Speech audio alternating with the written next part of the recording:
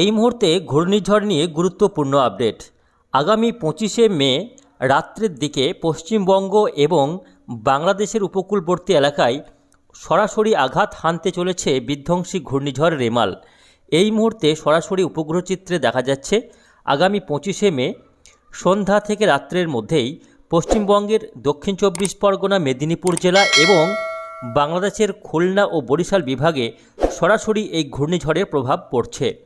ঘন্টায় সর্বোচ্চ 110 থেকে 130 কিলোমিটার পর্যন্ত বায়ুর গতিবেগ নিয়ে ঘূর্ণিঝড়টি সজোরে আঘাত হানতে চলেছে বাংলার উপকূলবর্তী এলাকাতে। এই মুহূর্তে ঘূর্ণিঝড় নিয়ে গুরুত্বপূর্ণ আপডেট। আগামী 25 তারিখ সন্ধ্যা থেকেই ঘূর্ণিঝড়ের প্রভাবে ঝড় বৃষ্টি শুরু হবে, যা চলতে পারে আগামী 30শে মে পর্যন্ত। অর্থাৎ টানা 4 থেকে 5 দিন এই ঘূর্ণিঝড়ের প্রভাবে ঝড় বৃষ্টি চলবে বাংলার প্রায় সব জেলাতেই। এর মধ্যে উপকূলবর্তী জেলাগুলিতে ঘন্টায় সর্বোচ্চ 90 থেকে 100, কোথাও কোথাও 120 কিলোমিটার পর্যন্ত বায়ুর গতিবেগে দমকা ঝোড়ো হাওয়া, তার সঙ্গে ভারী থেকে অতি ভারী বৃষ্টি।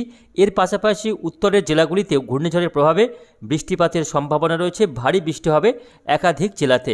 তো আসুন আমরা আজকের ভিডিওতে বিস্তারিত জানাবো যে ঘূর্ণিঝড়ের প্রভাবে বাংলার কোন জেলাগুলিতে কেমন ঝড় বৃষ্টি হবে, কোথায় কেমন ক্ষয়ক্ষতির আশঙ্কা থাকছে, কোন কোন জেলাগুলিতে সতর্কবার্তা রয়েছে ঘূর্ণিঝড়ের প্রভাবে, কোথায় কেমন ক্ষয়ক্ষতি হবে, এই নিয়ে বিস্তারিত আলোচনা করব।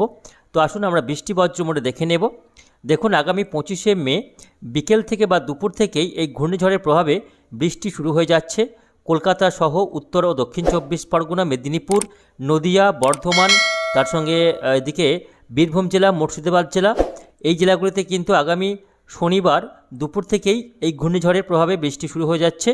হাওড়া, হুগলিতে ভারী বৃষ্টি, কলকাতা সহ এদিকে দক্ষিণ চব্বিশ পরগনা, তার সঙ্গে মেদিনীপুর জেলা, বিশেষ করে পূর্ব পশ্চিম মেদিনীপুর জেলাতে এই ঘূর্ণিঝড়ের প্রভাবে বৃষ্টি কিন্তু লক্ষ্য করা যাচ্ছে আগামী 25শে মে শনিবার।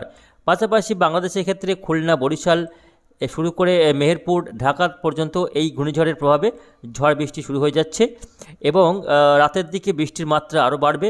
বিশেষ করে উপকূলবর্তী মেদিনীপুর এবং দক্ষিণ চব্বিশ পরগনা জেলাতে ভারী থেকে অতি ভারী বৃষ্টি হতে পারে। তার পাশাপাশি ঘন্টায় সর্বোচ্চ 100 থেকে 120 কিলোমিটার পর্যন্ত দমকা ঝড়ো হাওয়া বইতে পারে 25 তারিখ রাত্রের দিকে। রবিবার দিন ঝড়ের মাত্রা কিছুটা কমলেও রবিবার সকাল থেকে ভারী বৃষ্টি লক্ষ্য করা যাচ্ছে উপকূলবর্তী, বিশেষ করে উড়িষ্যার বালাসর সংলগ্ন পশ্চিমবঙ্গের মেদিনীপুর জেলার দীঘা, কাঁথি এই এলাকাতে কিন্তু প্রচণ্ড ঝড়ের সম্ভাবনা রয়েছে 26 তারিখ। পাশাপাশি পশ্চিমের বাঁকুড়া, পুরুলিয়া, পশ্চিম বর্ধমান, বীরভূম জেলা, এই জেলাগুলি সহ ঝাড়গ্রাম জেলা, অর্থাৎ উড়িষ্যা এবং ঝাড়খণ্ড সংলগ্ন যে সমস্ত জেলাগুলি রয়েছে সেই জেলাগুলির উপরেই কিন্তু এই ঘূর্ণিঝড়ের প্রধান যে প্রভাব বা মূল প্রভাব সেটা কিন্তু লক্ষ্য করা যাবে। তার ফলে পশ্চিমের জেলাগুলিতেই ঘূর্ণিঝড়ের প্রভাবে প্রচণ্ড ঝড় বৃষ্টি হবে আগামী রবিবার সকাল থেকে বা ভোর থেকে শুরু হয়ে যাবে বৃষ্টি। যেমন পশ্চিমের বাঁকুড়া, পুরুলিয়াতে ভারী থেকে অতি ভারী বৃষ্টি হতে পারে, পশ্চিম বর্ধমান জেলায় অতি ভারী বৃষ্টি হতে পারে। তার সঙ্গে বৃষ্টির প্রভাব দেখা যাবে ঝাড়গ্রাম সহ পশ্চিম মেদিনীপুর জেলাতে কিন্তু ভারী থেকে অতি ভারী বৃষ্টির সঙ্গে প্রচণ্ড দমকা ঝড়ো হাওয়া লক্ষ্য করা যাবে। তার পাশাপাশি খুলনা, বরিশালেও এই ঘূর্ণিঝড়ের প্রভাবে ঝড় বৃষ্টি চলবে আগামী 26শে মে। 26শে মে দিনভর চলবে বৃষ্টি।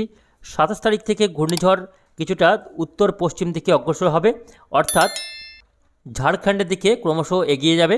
যদিও আগামী 27 তারিখও পশ্চিমবঙ্গের দক্ষিণের প্রায় সব জেলাতেই নিম্নচাপের বৃষ্টি কিন্তু লক্ষ্য করা যাবে। শুধু দক্ষিণবঙ্গ নয়, উত্তরবঙ্গের মালদা, দিনাজপুর, আলিপুরদুয়ার, কোচবিহার, জলপাইগুড়ি, দার্জিলিং, কালিম্পংয়েও বৃষ্টি রয়েছে, নিম্নচাপের মতো বৃষ্টি হবে। পাশাপাশি বাংলাদেশের খুলনা, বরিশাল, ঢাকা, রাজশাহী, রংপুর, ময়মনসিংহ, সিলেট এই সমস্ত বিভাগেও ঝিরঝিরে বৃষ্টি হবে আগামী 27শে মে। দিনভর মেঘলা আকাশ এবং বৃষ্টি লক্ষ্য করা যাবে।